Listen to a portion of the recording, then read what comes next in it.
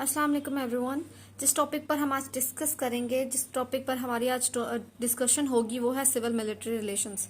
Civil military relations as the name suggested, civil military relations का मतलब होता है कि military people with armed forces and civilians people without arm forces, उनके दरमियान हमने रिलेशंस को चेक करना है। ठीक है, उसके बाद इसके डेफिनेशन से हम स्टार्ट करेंगे। डेफिनेशन में ये है कि उसकी बहुत सी डेफिनेशंस दी गई हैं with the passage of time. Different scholars ने डिफरेंट पर्सपेक्टिव्स में इनको एक्सप्लेन किया है, बट एक जो डेफिनेशन दी है वो ये है कि the relations between civilians and military. Civilians the relationship between, I think लेडमीर आर ने इसकी डेफिनेशन दी है, the relationship between civilian people without armed forces as well as the military people with armed forces is termed as civil military relations. Now the question arises कि which thing indicate that the civil military relation in a country is very strong and which thing indicate that the civil military relation in a country is weak. So there are some indicators which tell the civil military relations of a country. Now देखेंगे कि civil military indicator क्या है। Civil military किसी मुल्क की country किसी country की democracy उसके सिविल मिलिट्री रिलेशंस को एक्सप्लेन करती है। सिविल मिलिट्री रिलेशन में अब पाकिस्तान की एग्जांपल है, अगर पाकिस्तान की डेमोक्रेसी स्ट्रांग होगी तो पाकिस्तान के सिविल मिलिट्री रिलेशंस अच्छे होंगे, गुड होंगे, स्ट्रांग होंगे। ऑन दी अदर हैंड किसी मुल्क की डेमोक्रेसी अगर वीक होगी तो उसके सिविल मिलिट्री रिलेशन वीक होंगे। अब पाकिस्तान में देखें, मिलिट्री ने पाकिस्तान को 30+ ईयर्स रूल किया। मिलिट्री डिक्टेटरशिप्स 30+ ईयर रही, जिसकी वजह से हम ये अंदाजा लगा सकते हैं कि पाकिस्तान में मिलिट्री का रूल ज्यादा है, रोल ज्यादा है मिलिट्री का। बट डेमोक्रेसी देखें, जो रिमेनिंग साल थे, जो रिमेनिंग ईयर्स बचे, उसमें ये था कि मिलिट्री लीडरशिप के अलावा जो बचा था वो थी फ्रेजाइल डेमोक्रेसी। इतनी स्ट्रॉन्ग डेमोक्रेसी पाकिस्तान में नहीं है। सो इसी से हम अंदाजा लगा सकते हैं कि डेमोक्रेसी वो इंडिकेटर है जो किसी मुल्क को बताता, किसी मुल्क की सिविल मिलिट्री रिलेशन के बारे में बताता है। पाकिस्तान की डेमोक्रेसी फ्रेजाइल है, वीक है, इतनी स्ट्रेंथनिंग नहीं है। So we can suggest that the civil military relationship in Pakistan is week.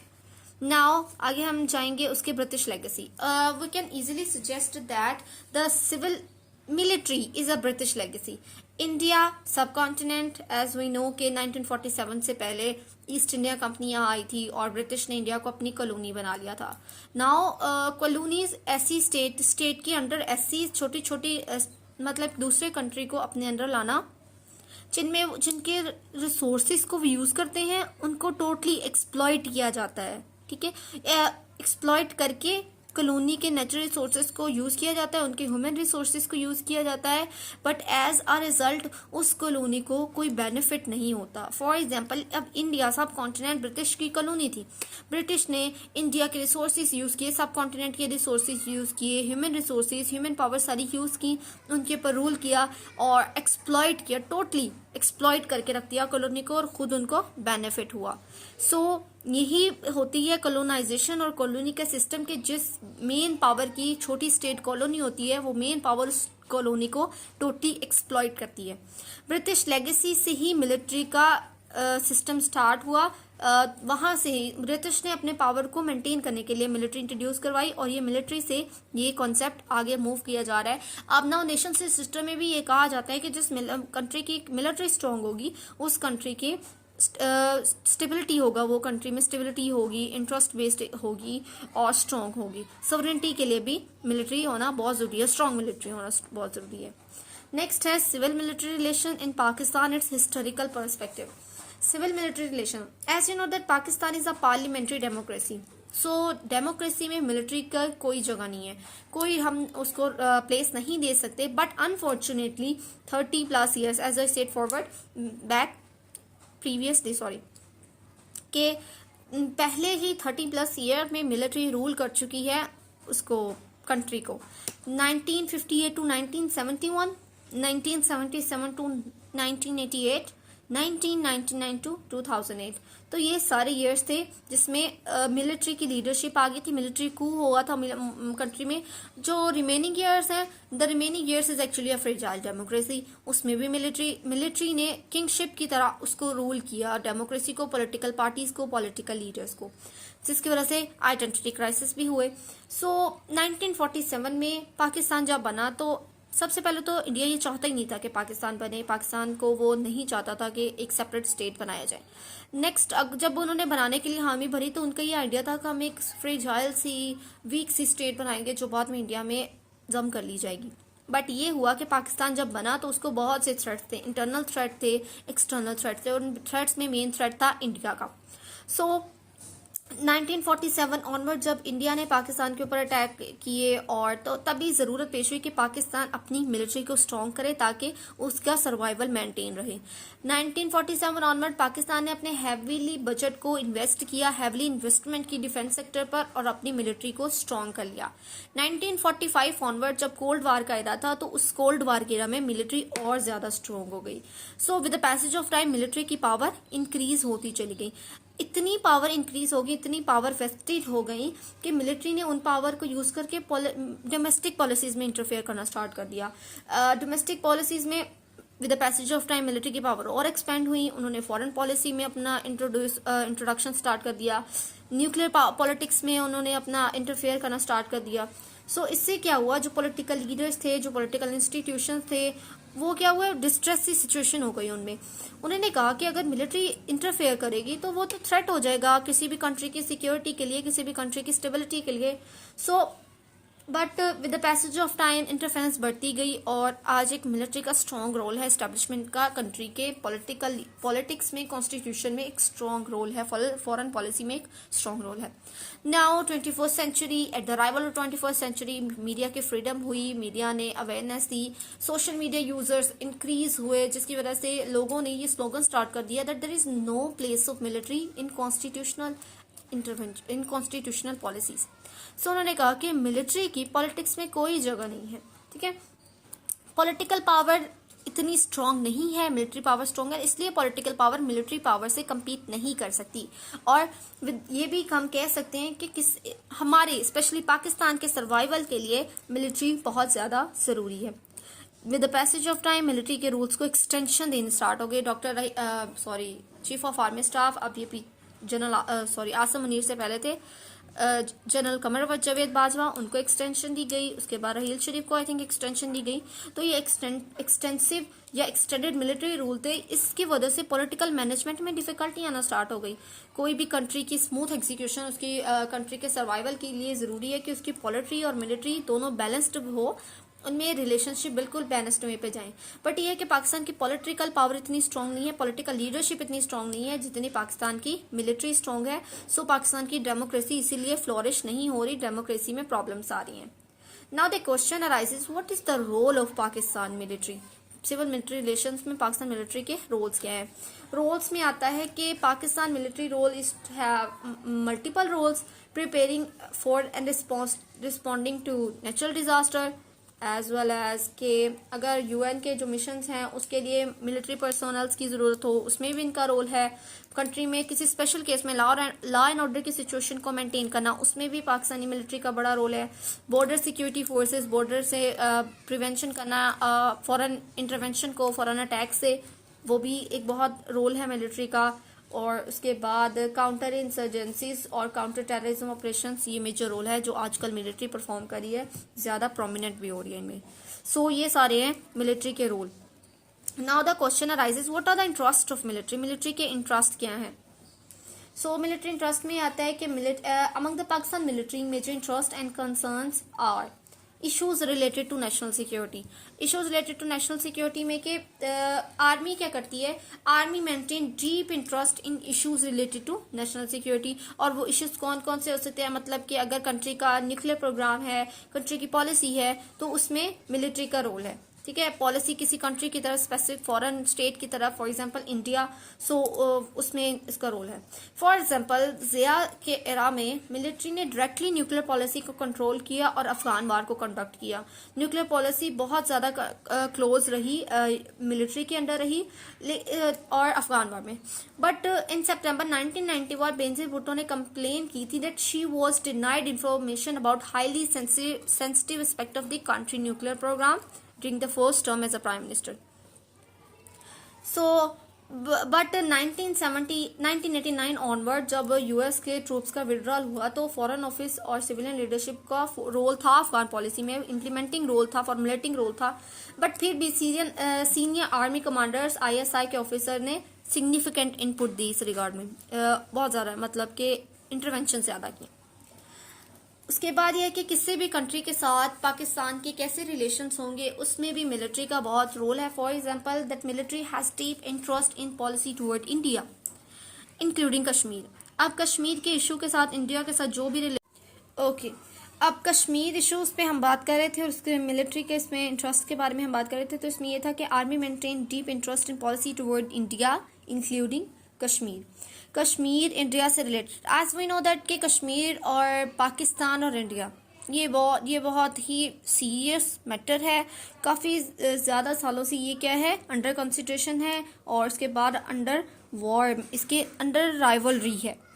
सो कि इसी पर दोनों कंट्रीज़ के दरमियान जंग चल रही है, वॉर्स होती हैं, कुछ सॉफ्ट पावर्स यूज़ की जाती हैं, कुछ हार्ड पावर्स यूज़ की जाती हैं, मिलिट्री इंटरवेंशंस होती हैं, वॉर्स होती हैं। सो कश्मीर एक मेजर इशू बन चुका है पाकिस्तान के लिए और नेबरिंग कंट्रीज़ के दरमियान बोन ऑफ कंटेंशन भी कश्मीर है। सो कश्मीर के साथ इंडिया के साथ कैसी पॉलिसी लेनी है, पॉलिसी में कितनी इंटरवेंशन मिलिट्री की होगी, तो ये सारे मिलिट्री के इंटरेस्ट है, specially in the case of Kashmir and India. Like most civilian policy makers, military will not want to improve bilateral relations unless India address the issues of Kashmir. So जब तक India Kashmir के issue को solve नहीं करता, at the time of independence ये कहा गया था कि कश्मीर में हम कंसेंसस देखेंगे कि कितने लोग हैं वो पाकिस्तान में शामिल होना चाहते हैं, रेफरेंडम करवाया जाएगा और उसी हिसाब से फिर दोनों कंट्रीज़ को उनका पार्ट दिया जाएगा, बट ऐसा कुछ भी नहीं हुआ था। इंडिया ने यूनिलेटरली फोर्स का यूज़ किया था। जब मामला यूएन में चला गया था तो यूएन ने जो डिसीजन दिया था इंडिया ने उसकी खिलाफ वर्जी की थी, वॉर तो स्टॉप हो गई थी और आज तक ये मसला वैसे ही चल रहा है।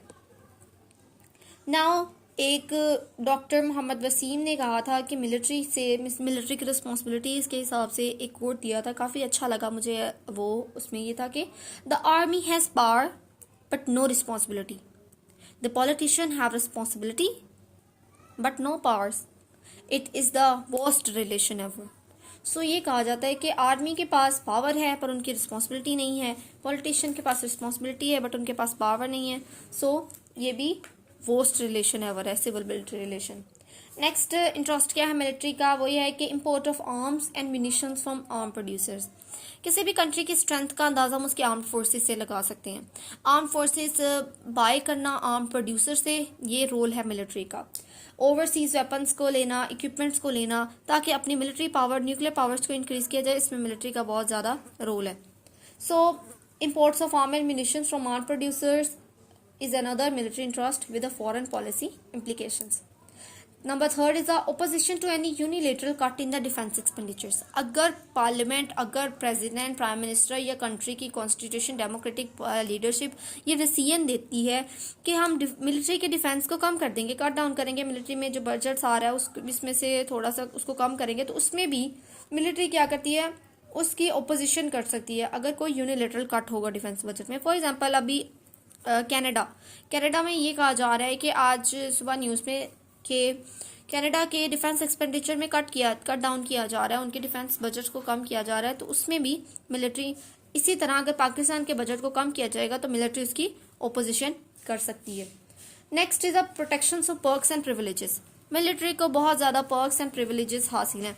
फॉर एग्जाम्पल के जब मिलिट्री कू लगा, मिलिट्री लीडरशिप आई तो उनको बहुत ज़्यादा पर्क्स एंड प्रिविलेजेस मिले और मिलिट्री लीडरशिप अब भी यही चाहती है कि उनसे ये पर्क्स एंड प्रिविलेजेस मेंटेन रहें, उनको ये मराआत हासिल रहें, ये जो उनको फैसिलिटीज़ दी गई हैं वो कंटिन्यू रहें। सो इस सिलसिले में भी वो क्या करते हैं, कोशिश करते हैं कि उन्हें पर्क्स एंड प्रिविलेजेस मिलते रहें, प्रोटेक्शन करते रहते हैं अपने पर्क्स एंड प्रिविलेजेस की। फोर्थ नेक्स्ट है कि concern for socio political instability. मुल्क के अंदर सोशो पॉलिटिकल इंस्टेबिलिटी है, उसमें भी मिलिट्री का बहुत रोल है। हालांकि वो अपनी तरफ से ये स्ट्रगल करते हैं कि हम इस इंस्टेबिलिटी को कम करें, बट वो खुद on the other hand contribute कर रहे हैं इंटरवेंशन करके इंस्टेबिलिटी में। Okay, the military expect an a civilian government to ensure socio political stability. अब इस सिलसिले में क्या करते हैं, chief of army staff negotiations कर सकते हैं कि अगर पॉलिटिकल लीडरशिप और ओपोजिशन के दरमियान कोई इश्यूज हैं उनको सॉल्व किया जा सकता है। अगर मुल्क में कोई सिचुएशन ख़राब है तो वो डायरेक्टली पॉलिटिकल लीडर्स को एडवाइस कर सकते हैं और उन्हें ऑर्डर दे सकते हैं कि वो ऑर्डर दें अपने हाउस में, और उसके बाद करप्शन फ्री और ट्रांसपेरेंट और इफेक्टिव एडमिनिस्ट्रेशन में रोल प्ले कर सकते हैं। तो ये सारा उनका रोल है और कंसर्न्स है जिसमें वो अपना इंटरेस्ट शो करते हैं। Next is a military influence over foreign policy affairs. Foreign policy ये होती है कि बाहर के मुल्कों के लिए, बाहर की स्टेट्स के लिए हमने किस तरह की पॉलिसी को अडॉप्ट करना है। फॉर एग्जांपल इंडिया है तो हमारी क्या होगी कि स्ट्रॉन्ग पॉलिसी होगी और हमने उसके साथ कोई अच्छे खास रिलेशन शो नहीं करने। सऊदी अरब है, चाइना है तो हमारी फ्रेंडली होगी रिलेशंस। तो ये सारा फॉरेन पॉलिसी होती है, किसी भी कंट्री के साथ कैसे रिलेशन होंगे।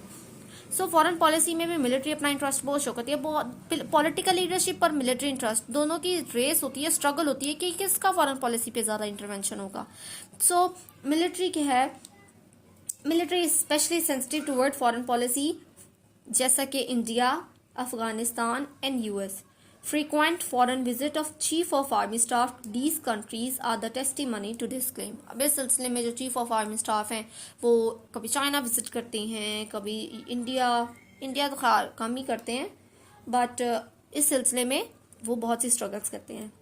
Military autonomy, last but not the least. Military autonomy ये है कि मिलिट्री बर्दाश्त नहीं करती कि किसी की सिविलियन की इंटरफेरेंस हो उसके इंटरनल मैटर में। Military leaders view their autonomy and civilian non-interference is crucial in maintaining service discipline and professionalism। So major role है उनका कि वो मिलिट्री इंटरवेंशन, सिविलियन की इंटरवेंशन बर्दाश्त न करें। हालांकि वो खुद सपोर्ट करते हैं, इंटरवेंट करते हैं, पॉलिटिकल लीडर्स में इंटरवीन करते हैं। जैसा कि एग्जांपल है, they supported the president in removing the civilian government in August 1990, April 1993 and November 1996, having concluded that these governments couldn't longer ensure domestic peace, stability and order। उसके बाद था in December 1997, on the other hand, the army ultimately supported the prime minister in his bitter confrontation with the president and judiciary। ये क्या है, ये दोनों examples prove करती हैं कि किस तरह मिलिट्री खुद तो सिविलियन की इंटरवेंशन बर्दाश्त नहीं करती, but military by itself intervene करती है। कभी प्रेसिडेंट के साथ होती है, कभी प्राइम मिनिस्टर के साथ होती है, कभी इंस्टीट्यूशंस के साथ होती है। सो ये एक हो गया role. Now what are the reasons for the estranged civil military relation. Pakistan में सिविल मिलिट्री रिलेशन अच्छे नहीं है, उसकी वजूहात क्या है। 1973 कॉन्स्टिट्यूशन के मुताबिक पाकिस्तान एक पार्लियामेंट्री डेमोक्रेसी है। मिलिट्री का रोल इतना ज़्यादा एग्जिस्ट नहीं करता डेमोक्रेसी में, बट वाइस वर्सा ऐसे चल रहा नहीं रहा। आर्मी और इसकी दो ब्रांचेस, नेवी और एयरफोर्स, ये डिफेंस मिनिस्ट्री के अंदर आती हैं। और जो सेक्रेटरी डिफेंस है वो सीनियर मोस्ट ब्यूरोक्रेट होता है जो कि इस मिनिस्ट्री के अफेयर्स को संभालता है। सेक्रेटरी डिफेंस होता है वो आंसरेबल होता है डिफेंस मिनिस्टर को, और डिफेंस मिनिस्टर आंसरेबल होता है कैबिनेट को, प्राइम मिनिस्टर को on the defence matters. But unfortunately situation इससे कंट्रेरी है, इस तरह का कोई सीन नहीं है पाकिस्तान में। नेक्स्ट रीजन, अर्ली प्रॉब्लम्स क्या थी डेमोक्रेसी को, सॉरी मिलिट्री लीडरशिप को या फिर सिविल मिलिट्री रिलेशंस को, वो थी लैक ऑफ लीडरशिप। कायदे आज़म के गुजर जाने के बाद पहले प्राइम मिनिस्टर बने लियाकत अली खान, और जिनको भी असैसिनेट कर दिया था 1951 में। तो they are unable to provide a constitution and guide the way ahead for the country. तो वो उन्होंने ना कॉन्स्टिट्यूशन दिया ना कंट्री को गाइड किया। सो एक लीडरशिप वैक्यूम आ गया था जो कि क्रिएट हो गया था सिर्फ पाकिस्तान बनने के 1 साल बाद ही। सो ये था उनका अर्ली लीडरशिप का प्रॉब्लम। वीक इंस्टीट्यूशन है, पॉलिटिशियंस एग्जीक्यूटिव, जुडिशरी, लेजिस्लेटिव, इन इंस्टीट्यूशन में वीकनेस ही है जो मिलिट्री मोस्टली इनमें इंटरवीन कर सकती है। सो इनको स्ट्रॉन्ग करना चाहिए। Weak political parties, opposition leaders में राइवलरी चल रही है, पॉलिटिकल पार्टीज में अच्छे रिलेशंस नहीं है, ये भी एक मेजर प्रॉब्लम है सिविल मिलिट्री रिलेशंस में। Next, raising power of civil military bureaucracy. Political leaders की पावर कम हो रही है, ब्यूरोक्रेट्स अपनी पावर को इंक्रीज कर रहे हैं। सो ये भी एक रीजन है। Power struggle, main power struggle चल रही है। पीएमएलएन जो भी पार्टीज हैं, पीएमएलएन हो गया, पीपीपी हो गया, जो भी लीडर्स हैं उनमें क्या है, पावर स्ट्रगल चल रही है। वो भी एक बहुत बड़ी रीजन है। मिलिट्री को यूज करके पावर को इंक्रीज किया जा रहा है। तो that was a controversial issue, so leave it। Way ahead. अब हमने क्या करना है कि फॉरवर्ड फ्यूचर में देखना है कि हम लोग कैसी पॉलिसी अडॉप्ट करेंगे हमारे सिविल मिलिट्री रिलेशंस अच्छे हो जाए। सबसे पहले ये है कि some suggestions include proper structure should be put in place and hierarchical level of decision makers must be defined। मतलब कि हमने एक प्रॉपर स्ट्रक्चर और हायरार्की को फॉलो करना है। प्रेसिडेंट का रोल प्रेसिडेंट को देना चाहिए, प्ले करना चाहिए। पीएम का रोल पीएम को प्ले करना चाहिए। सो हर लेवल पे जो लीडर्स हैं, ब्यूरोक्रेट्स हैं, उनको अपने अपने रोल अच्छे तरीके से परफॉर्म करने चाहिए। नेशनल सिक्योरिटी स्ट्रेटेजी, अच्छी नेशनल सिक्योरिटी स्ट्रेटेजी देनी चाहिए जो कि जिसको फॉलो करे सिविलियन लीडरशिप भी और प्रोफेशनल मिलिट्री ऑफिशियल्स भी। A new counter terrorism force should be established, एक अलग से काउंटर टेररिज्म फोर्स। अब कंट्री में मेजर प्रॉब्लम क्या है? टेररिज्म। अब ईद मिलादुन नबी 12 रबीउल अव्वल, सो बलोचिस्तान में अटैक हुआ, सो एक मस्जिद में अटैक हुआ, तो ये क्या है? Terrorist attacks. बहुत बड़ी बड़ी एग्जांपल्स हैं। तो इनके लिए एक स्पेशल काउंटर टेररिज्म फोर्स की जरूरत है। पॉलिटिकल पार्टीज को चाहिए कि वो इंट्रा पार्टी इलेक्शंस करवाएं, डेमोक्रेसी ताकि स्ट्रांग हो, मैसेज के ओपिनियंस को आगे ले जाया जाए। उसके बाद क्या है कि मिलिट्री बजट को स्क्रूटनाइज किया जाए, सिविलियन लीडरशिप अच्छी तरह जज किया जाए, मिलिट्री बजट को स्क्रूटनाइज किया जाए। फॉरेन पॉलिसी सिविलियन के अंडर हो, सिविलियन कंट्रोल के अंडर हो, एक कॉम्प्रिहेंसिव मैकेनिज्म एस्टैब्लिश किया जाए, स्मूथ डिसीजन मेकिंग की जाए, फॉरेन पॉलिसी कोलैबोरेशन की जाए मिलिट्री के साथ, थिंक टैंक के साथ। मतलब कि एक ऐसी फॉरेन पॉलिसी जाए जिसमें मिलिट्री थिंक टैंक्स की कोलैबोरेशन हो सिविलियन सुप्रीमेसी से।